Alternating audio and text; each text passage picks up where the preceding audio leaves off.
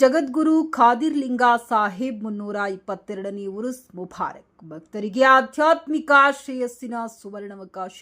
ಹಿರಿಯ ವಕೀಲ ಶರದ್ ದಂಡಿ.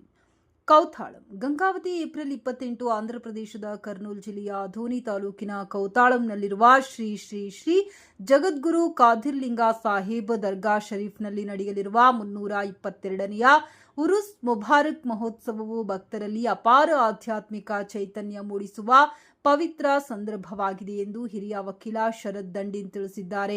ಏಪ್ರಿಲ್ 29ರಿಂದ ಮೇ 2ರವರೆಗೆ ನಡೆಯಲಿರುವ ಈ ಮಹೋತ್ಸವವು ಸಂಪ್ರದಾಯಬದ್ಧ ಧಾರ್ಮಿಕ ವಿಧಿವಿಧಾನಗಳೊಂದಿಗೆ ಭಕ್ತಿ ಭಾವದಿಂದ ಜರುಗಲಿದ್ದು, ವಿವಿಧ ರಾಜ್ಯಗಳಿಂದ ಸಾವಿರಾರು ಭಕ್ತರು ಭಾಗವಹಿಸುವ ನಿರೀಕ್ಷೆ ಇದೆ. ಕಾರ್ಯಕ್ರಮದ ಅಂಗವಾಗಿ ಸಂದಲ್ ಏಪ್ರಿಲ್ 29 ಬುಧವಾರ, ಉರುಸ್ ಮುಬಾರಕ್ ಏಪ್ರಿಲ್ 30 ಗುರುವಾರ, ಸಫ್ರಾ ಶರೀಫ್ ಮೇ 1 ಶುಕ್ರವಾರ, ಜಿಯಾರತ್ ಮುಬಾರಕ್ ಮೇ 2 ಶನಿವಾರ ಎಂಬಂತೆ ವಿಶೇಷ ಆಚರಣೆಗಳು ನಡೆಯಲಿವೆ.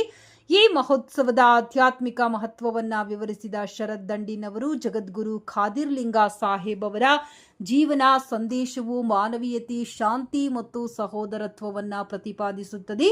ದರ್ಗಾಕ್ಕೆ ಭೇಟಿ ನೀಡುವ ಭಕ್ತರಿಗೆ ಆತ್ಮಶಾಂತಿ, ಮನೋಬಲ ಹಾಗೂ ಜೀವನದಲ್ಲಿ ಸದ್ಗುಣಗಳ ಬೆಳವಣಿಗೆ ದೊರೆಯುತ್ತದೆ ಎಂದು ಹೇಳಿದರು.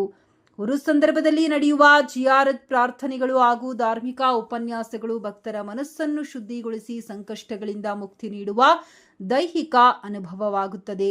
ಈ ಉರುಸ್ ಮಹೋತ್ಸವದ ನಿರ್ವಹಣೆಯನ್ನ ಜಗದ್ಗುರುಗಳ ವಂಶಸ್ಥರಾದ ಸಜ್ಜಾದ ಗದ್ದಿ ನಶೀನ್ ಹಾಗೂ ಧರ್ಮಕರ್ತೃಗಳು ಸಮರ್ಪಕವಾಗಿ ಕೈಗೊಂಡಿದ್ದು, ಭಕ್ತರಿಗೆ ಅಗತ್ಯ ಸೌಲಭ್ಯಗಳನ್ನು ಕಲ್ಪಿಸಲಾಗಿದೆ.